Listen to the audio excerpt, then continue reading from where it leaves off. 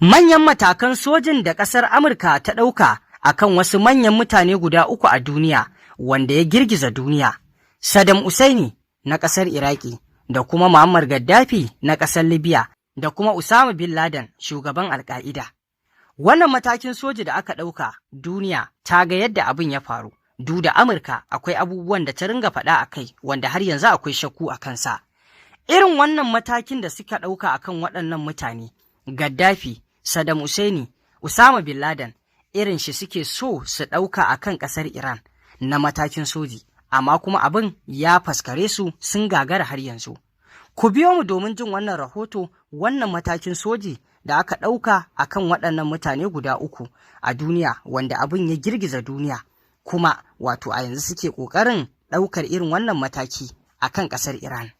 Tarihin manyan matakan soji guda uku da Amurka ta ɗauka waɗanda suka girgiza duniya, wanda idan ba za ku manta ba, abin da ya kai ga wato Gaddafi ya rasa rayuwarsa, Saddam Hussein da kuma Usama bin Laden. A tsawon shekarun Amurka tana jagorantar wasu matakan soji da suka kai ga wato kamawa da kisan jagororin wasu ƙungiyoyi masu tsatsauran ra'ayi da kuma shugabannin ƙasashen da ake wato zargi da aikata miyagun laifuka. A gurinsu, Saddam Hussein da kuma Gaddafi da kuma wato Usama bin Laden wato mutane ne masu aikata miyagun laifuka, shi ya sanya suka ɗauki mataki a kansu, kuma biyo bayan waɗannan mutane kowa ya san abin da ya faru da kuma yadda aka yi aka kashe su. Hukumomin leƙen asiri na Amurka sun ɗauki kusan dukkan wasu matakai wajen ganin sun cimma burinsu na kamawa da kuma wato kawar da waɗannan jagorori. To amma ta yaya aka gudanar da waɗannan aiki wato mai matuƙar wahala? Kisan Usama bin Laden, dakarun soji da na leƙen asiri na Amurka wato su ne suka kitsa tare da aiwatar da aikin kamawa da kuma kashe Usama bin Laden. Tsohon shugaban na Al-Qaida ya kwashe shekaru yana cikin jerin mutanen da Amurka ke nema ruwa a jallo bisa zargin aikata laifuka daban-daban, ciki har da gagarumin wato farmakin nan na ranar 11 ga watan Satumba wato na shekara ta 2011 da aka kai a ƙasar. Aikin sojin wanda aka yi wa lakabi da Neptune Spare a turance an kwashe watanni ana tsara shi, amma an aiwatar da shi ne cikin 'yan mintuna a watan Mayun shekara ta 2011.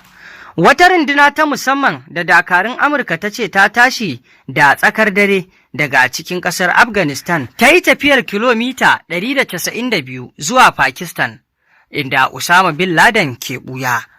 Sojojin sun isa ne a cikin wani jirgi mai saukar ungulu, kuma a cikin duhun dare suka tunkari gidan Usama bin Laden inda yake, sun kashe mutane 5 cikinsu har da Usama bin Laden. Bayan minti 40 sojojin sun bar gidan tare da wato gawar bin Laden da kuma wata na'urar wato kwamfuta ɗauke da bayanan sirri akan ƙungiyar Al-Qaida da tasirin ayyukanta. Sojojin sun bar sauran gawarwakin a gidan, ciki har da wato ta wata mata da kuma ɗaya daga cikin wato 'ya'yan Usama. Hakanan sun bar wasu wato mata 3 da yara 2 a cikin gidan waɗanda duk aka ɗaura musu ankwa. An gudanar da aikin ne a ranar 2 ga watan Mayu na shekara ta 2011 bayan shugaban Amurka na wancan lokacin Barack Obama ya bayar da umarnin hakan a safiyar ranar Juma'a na 29 ga watan Afrilu. A farkon ƙaddamar da samaman, rundunar sojin Amurka da ke kira SEAL Team 6 ta bar sansanin sojin Amurka da ke birnin Jalalabad na ƙasar Afghanistan a cikin jirage masu saukar ungulu 2 waɗanda aka tsara su musamman domin wannan aikin. Hakanan akwai wasu jirage masu saukar angulu da ke yi wa guda 2 rakiya domin kai ɗauki idan an samu wata matsala. Jiragen sun shiga sararin samaniyar Pakistan ne da tsakar dare, kuma wato a cikin sirri har zuwa lokacin da suka isa Abbottabad inda wato Osama bin Laden yake ɓoye. Cikin tawagar akwai wani mai fassara da wani kare da aka baiwa wato horo na musamman kan aikin soji wanda aka yi wa lakabi da Cairo. Sojojin na Amurka sun yi amfani da igiya daga cikin jirgi inda suka sauka a saman rufin ginin da Usama bin Laden yake a ɓoye. An tsara shirin ta yadda za a gudanar da shi babu kuskure ko kaɗan, sai dai ɗaya daga cikin jiragen ya samu tangarɗa inda ya yi saukar ƙasa ba tare da shiri ba, amma babu wani sojan Amurka da ya jikkata. Lokacin da sojojin suka shiga gidan sun riƙa bi ɗaki-ɗaki har sai da suka iske Usama inda suka kashe shi. Amurka ta yanke shawarar ƙin sanar da Pakistan game da shigar jiragenta sararin samaniyar ƙasar domin gudun kada wani ya kwarmatawa Usama bin Laden lamarin. Sai batu na biyu, kama Saddam Hussein. A ranar 13 ga watan Disamba na shekara ta 2023, dakarun Amurka sun kaddamar da wani aikin soji da aka yi wa lakabi da Operation Red Dawn a turance a kusa da garin Addawar, kudu da birnin Tikrit na ƙasar Iraki.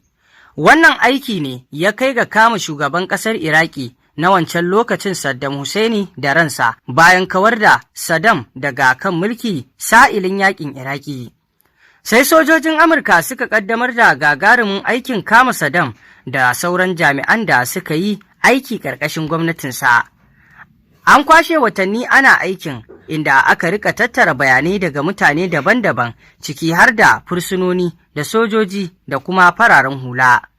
Sai dai bayanin da aka samu daga wani na kusa da wato Saddam Hussein wanda aka riga aka kama ya taimaka wa sojojin Amurka isa wata gona da ke gefen gari a kusa da Tikrit, mahaifar Saddam Hussein. Sojojin sun fara ne da duba wasu wurare biyu da aka yi zaton Saddam na ɓoye kafin daga baya suka gano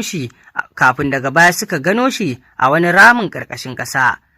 Bayanan da sojojin suka bayar sun ce Saddam bai nuna turjiya ba, a maimakon haka ya miƙa wuya ne lokacin da ya ga an kama shi. Kanar James Hickey, wanda shine jami'in sojan da ya jagoranci aikin, ya ce sun samu bayanan da suka taimaka musu wajen kama Saddam ne ta hanyar wani mutum da suka kama a birnin Bagadaza. Duk da cewa an taɓa kai samame wurin ba tare da ganin Saddam ba, akwai yiwuwar cewa lokacin da aka je wurin da farko baya nan, kasancewar ya rika sauya wurare na ɓuya daban-daban domin gujewa kamu. Lokacin da sojojin Amurka suka kama Saddam ba su iske wata na'urar sadarwa a tattare da shi ba, wanda hakan ne ke nuna cewa baya da sauran iko baiwa dakarun ƙasar umarni. Sojojin da suka kama Saddam sun samu wato tsabar kuɗi dala 750,000 da kuma wato bindiga ƙirar AK-47 a inda yake ɓuya. Sai kuma Muammar Gaddafi, yayin da guguwar sauyi ta kaɗa a ƙasashen Larabawa wadda ta fara daga ƙasar Tunusiya a watan Disamba na shekara ta 2010, ba a yi tsammanin cewa wannan guguwa za ta kaɗa har a ƙasar Libya ba. Muammar Gaddafi ya kasance a kan mulki tun daga shekarar 1969, inda ya kwashe sama da shekara 40 yana mulkar ƙasar. Yayin da magoya bayan Gaddafi ke kallon mulkinsa a matsayin tsaro da kariya da kuma wato lumana a ƙasar, 'yan adawa da dama na zargin shi da karyawa da kuma take haƙƙin bil'adama. Lokacin da Bore ya isa Libya a farko-farkon shekara ta 2011, sai lamarin ya rikide zuwa yaƙi, inda ƙungiyar masu ɗauke da makamai suka rika yaƙar gwamnatin Gaddafi. Daga baya ƙungiyoyin 'yan tawaye sun haɗe ƙarƙashin wato lema guda ɗaya, inda suka samar da Majalisar Tafiyar da Mulki ta ƙasa NTC, wadda ta samu nasarar karɓe iko da yanki mai girma a ƙasar. Lokacin da yakin ya kazance, sai kwamitin sulhu na MDD ya amince da shawarar tura sojoji zuwa ƙasar domin kare fararen hula. A watan Maris ɗin shekara ta 2011, dakarun wato ƙawancen tsaro na NATO, wanda suka kunshi sojojin Amurka da Faransa da kuma Birtaniya, suka isa Libya. Sojojin sun rika kaddamar da hare-hare ta sama kan gwamnatin Gaddafi. Waɗannan hare-hare sun taimakawa 'yan tawaye wajen cin galaba kan dakarun Gaddafi, lamarin da ya kai ga wato tuntsirar da gwamnatinsa. Gaddafi ya tsere daga Tripoli, babban birnin ƙasar, zuwa mahaifarsa wato ta Sirte, garin da ya kasance cikin na ƙarshe-ƙarshe da suka kasance ƙarƙashin ikon Gaddafi. A ranar 20 ga watan Oktoba na shekara ta 2011, Gaddafi ya yi yunkurin tserewa daga Sirte a cikin kwambar motoci. Dakarun NATO sun kai wa kwambar motocin farmaki, lamarin da ya tarwatsa tafiyar. Bayan harin na sama, mayakan NTC sun kama Gaddafi a wajen da ya ɓoye a cikin wani rami da ke kusa da wato birnin Sirte. An kama shi a raye amma da raunuka a jikinsa.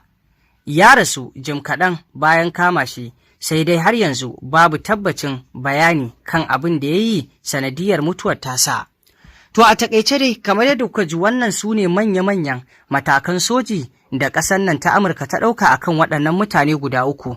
Gaddafi na Libya, Saddam Hussein na Iraki da kuma Osama bin Laden, shugaban ƙungiyar Al-Qaida, wanda duka waɗannan idan aka wato duba za a ga cewa tasirinsu da kuma yadda suka ringa wato ƙin mubaya'a ga Amurka shi ya sanya Amurkan ta ɗauki wannan mataki a kansu. Musamman ma Gaddafi da kuma Saddam Hussein, wanda duniya ta gani cewa Libya wato ƙasar Amurka ce ta tunzura abin da aka yi har aka wato kama shi da kashe shi. Haka zalika shi ma kansa Saddam Hussein duniya ta gani kuma ta shaida abin da ya faru, wanda babu shakka Iran a yanzu ita ma abin da Amurka take ƙoƙarin ta yi wa Iran kenan, wanda kuma al'amarin ya faskari ƙasar Amurka ta aiwatar da hakan. Tana ta yunƙurin ta ɗauki irin wannan matakin sojin akan ƙasar Iran, sai dai abin har yanzu ya gaza cimmuwa. Me ya sanya? Iran ta sha bamban da waɗannan ƙasashe, kuma wanda yake bincike zai gane haka. Masu saurare me za ku ce kan wannan batu?